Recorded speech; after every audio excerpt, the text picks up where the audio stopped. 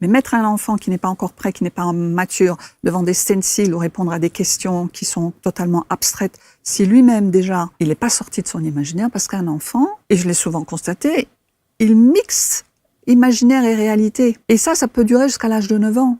Bizarrement, c'est à 9 ans qu'on diagnostique les dyslexiques. Pourquoi ? Parce qu'on leur demande d'enregistrer des informations qui sont totalement abstraites, qui n'ont aucun sens. Et en plus, avec toutes les méthodes qu'on utilise, il y a beaucoup d'informations qui n'ont rien à voir avec une lettre qu'on enseigne, par exemple. Le R, c'est un robinet, le S, c'est un serpent, le I, j'ai vu que c'était une frite avec un tutu et puis ça bouge. Quelque part, c'est pour activer. C'est très chouette parce que oui, ça part. C'est amusant pour les enfants, mais ce n'est pas la bonne information pour le cerveau. Il faudrait quoi, par exemple ? Les mettre directement avec la réalité. Un B, si je prends un B, c'est une ligne verticale avec une courbe. C'est tout.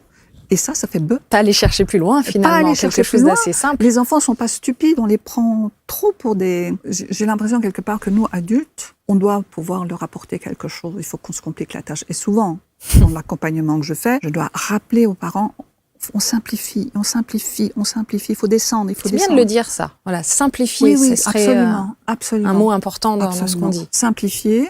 Surtout aussi, et ça c'est important à dire, j'avais vraiment envie de le dire, observer l'enfant. Quand on lui donne une consigne, attendez.